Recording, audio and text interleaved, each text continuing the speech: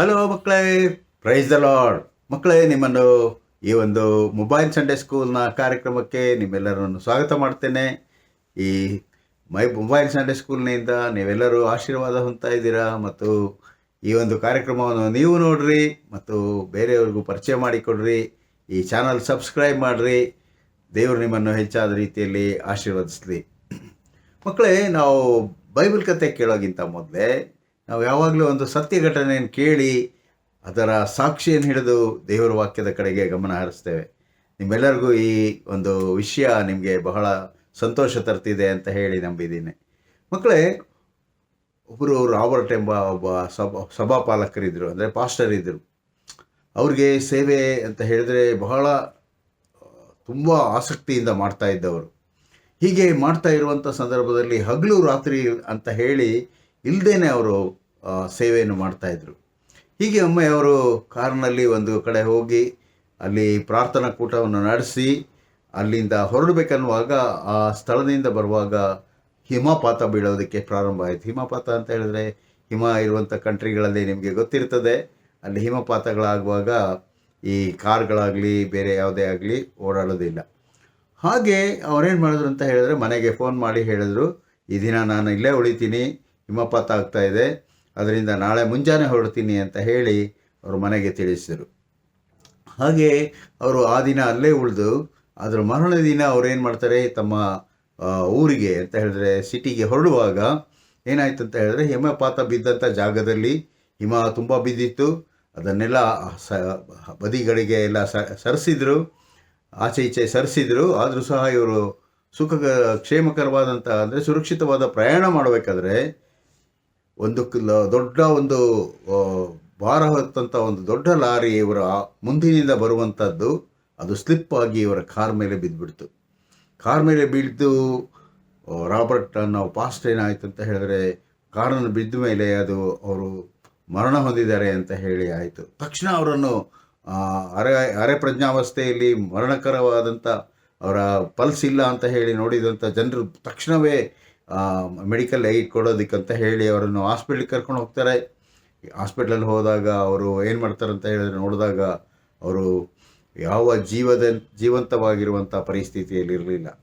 ಆ ಸುದ್ದಿ ಅಂತ ಕೇಳಿದಂಥ ಒಬ್ಬ ಪಾಸ್ಟ್ರು ಬಹಳ ಅತಿ ವೇಗದಿಂದ ಬಂದು ಅವರಿಗಾಗಿ ಅವ್ರಿಗೆ ನೋಡಿ ಅವರು ಬಹಳ ವ್ಯಥೆಪಟ್ಟರು. ಆದರೆ ಅವರಿಗೆ ಈ ರಾಬರ್ಟ್ ಪಾಸ್ಟ್ರು ಮಾಡುವಂಥ ಸೇವೆಯನ್ನು ಅವರು ತಿಳಿದಿದ್ದರಿಂದ ಇವರನ್ನು ಹೇಗೂ ಸಾಯೋದಕ್ಕೆ ಬಿಡಬಾರ್ದು ಅಂತ ಹೇಳಿ ಅವ್ರೇನು ಮಾಡ್ತಾರೆ ಅಂತ ಹೇಳಿದ್ರೆ ಹಾಸ್ಪಿಟ್ಲ್ ಅಥಾರಿಟೀಸ್ ಹತ್ರ ಹೇಳಿಬಿಟ್ಟು, ನಾನು ಇವ್ರಿಗೋಸ್ಕರ ಪ್ರಾರ್ಥನೆ ಮಾಡ್ತೀನಿ, ನನಗೆ ಆಸ್ಪದ ಮಾಡಿಕೊಡಿ, ಸಮಯ ಮಾಡಿಕೊಡಿ ಅಂತ ಹೇಳಿ ಕೇಳ್ಕೊಳ್ತಾರೆ. ಅವರು ಮಾಡಿದಂಥ ದೀರ್ಘವಾದಂಥ ಕಣ್ಣೀರಿನಿಂದ ಮಾಡಿದಂಥ ಪ್ರಾರ್ಥನೆ ಏನಾಯಿತು ಅಂತ ಹೇಳಿದ್ರೆ ರಾಬರ್ಟ್ ಅವರಿಗೆ ಪುನರ್ಜೀವನವಾಗುವಂತೆ ಆಯಿತು. ಅವರು ಮತ್ತೆ ಕಣ್ಬಿಟ್ಟು ಉಸಿರಾಡುವಂಥ ಪರಿಸ್ಥಿತಿಗೆ ಬಂತು. ಈ ಒಂದು ವಿಷಯ ಆಸ್ಪತ್ರೆಯಲ್ಲಿ ಇದ್ದಂಥ ಎಲ್ಲ ಡಾಕ್ಟರ್ಸ್ಗೆ ಅದು ಆಶ್ಚರ್ಯಕರವಾದಂಥ ರೀತಿಯಲ್ಲಿತ್ತು. ಆದರೆ ದೇವರು ಆ ಒಂದು ಸ್ಥಿತಿಯಲ್ಲಿ, ಆ ಪರಿಸ್ಥಿತಿಯಲ್ಲಿ ಕಾರ್ಯ ಮಾಡಿದ್ರಿಂದ ಏನಾಯ್ತು ಅಂತ ಹೇಳಿದ್ರೆ ಅವರ ಒಬ್ಬ ಸಭಾಪಾಲಕರು ಮಾಡಿದಂಥ ಕಠಿಣವಾದ ಪ್ರಾರ್ಥನೆಯನ್ನು ಕೇಳಿ ದೇವರು ರಾಬರ್ಟ್ ಪಾಸ್ಟ್ಗೆ ಜೀವವನ್ನು ಬರುವಂತೆ ಮಾಡಿದ್ರು.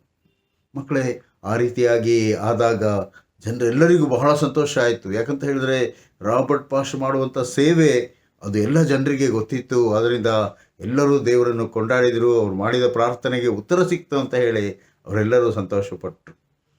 ಮಕ್ಕಳೇ, ನಾವು ಸಹ ಮಾಡುವಂಥ ಪ್ರಾರ್ಥನೆ, ನಾವು ಮಾಡುವಂಥ ಪ್ರಯತ್ನ ಅದು ನಮಗೆ ಏನು ತರ್ತದೆ ಅಂತ ಹೇಳಿದ್ರೆ ಜಯವನ್ನು ತರ್ತದೆ ಮತ್ತು ನಮ್ಮ ಜೀವ ಹೋದರೂ ಪರವಾಗಿಲ್ಲ, ಅದು ಜೀವವನ್ನು ಕೊಡುವಂತಾಗ್ತದೆ.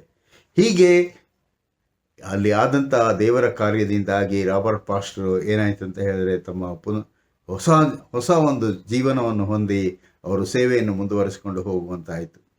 ಮಕ್ಕಳೇ, ಈ ದಿನದಲ್ಲಿ ಸಹ ನಾವು ಕೇಳುವಂಥದ್ದು, ಯೇಸು ಸ್ವಾಮಿ ಒಬ್ಬ ಪಾರ್ಶ್ವವಾಯು ರೋಗಿಗೆ ಆತನನ್ನು ಎಬ್ಬಿಸಿ ಆತನಿಗೆ ಹೊಸ ಜೀವಿತವನ್ನು ಕೊಟ್ಟಂಥದ್ದನ್ನು ನಾವು ನೋಡ್ತೇವೆ. ಹಾಗೆ ಈ ಒಂದು ದೇವರ ವಾಕ್ಯವನ್ನು ಕೇಳಿ ನೀವು ಆಶೀರ್ವಾದವನ್ನು ಹೊಂದಿರಿ. ದೇವರು ನಿಮ್ಮನ್ನು ಹೆಚ್ಚಾದ ರೀತಿಯಲ್ಲಿ ಆಶೀರ್ವದಿಸಲಿ. ಬಾಯ್ ಬಾಯ್. ಕೆಲವು ದಿನಗಳಾದ ಮೇಲೆ ಯೇಸು ಸ್ವಾಮಿಯವರು ಕಪೆರ್ನೌಮಿಗೆ ತಿರುಗಿ ಬಂದರು. ಆ ಮನೆಯಲ್ಲಿದ್ದಾನೆಂಬ ವರ್ತಮಾನವು ಹಬ್ಬಿದಾಗ ಬಹುಜನರು ಕೂಡಿ ಬಂದಿದ್ದರಿಂದ ಬಾಗಿಲಿನ ಬಳಿಯಲ್ಲಾದರೂ ಸ್ಥಳವಿರಲಿಲ್ಲ. ಆತನು ಅವರಿಗೆ ದೇವರ ವಾಕ್ಯವನ್ನು ಹೇಳುತ್ತಿದ್ದನು. ಅಷ್ಟರಲ್ಲಿ ಕೆಲವರು ಪಾರ್ಶ್ವವಾಯು ರೋಗಿಯಾದ ಒಬ್ಬನನ್ನು 4 ಮಂದಿಯಿಂದ ಹೊರಿಸಿಕೊಂಡು ಆತನ ಬಳಿಗೆ ಬಂದರು. ಜನರು ಗುಂಪಾಗಿದ್ದರಿಂದ ಅವರು ಆತನ ಹತ್ತಿರಕ್ಕೆ ಸೇರಲಾರದೆ ಆತನಿದ್ದ ಮನೆಯ ಮೇಲ್ಛಾವಣಿಯನ್ನು ಬಿಚ್ಚಿ ಅಲ್ಲಿ ದ್ವಾರವನ್ನು ಮಾಡಿ ಪಾರ್ಶ್ವವಾಯು ರೋಗಿ ಮಲಗಿದ್ದ ಹಾಸಿಗೆಯನ್ನು ಯೇಸುಸ್ವಾಮಿಯವರ ಮುಂದೆ ಇಳಿಸಿದರು.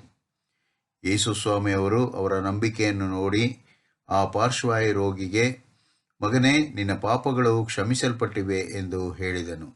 ಆದರೆ ಶಾಸ್ತ್ರಿಗಳಲ್ಲಿ ಕೆಲವರು ಅಲ್ಲಿ ಕೂತುಕೊಂಡಿದ್ದು, ಇವನು ಯಾಕೆ ಹೀಗೆ ಮಾತನಾಡುತ್ತಾನೆ? ಇದು ದೇವದೂಷಣೆ. ದೇವರೊಬ್ಬನೇ ಹೊರತು ಮತ್ಯಾರು ಪಾಪಗಳನ್ನು ಕ್ಷಮಿಸಬಲ್ಲರು ಎಂದು ತಮ್ಮ ತಮ್ಮ ಮನಸ್ಸಿನಲ್ಲಿ ಅಂದುಕೊಂಡರು.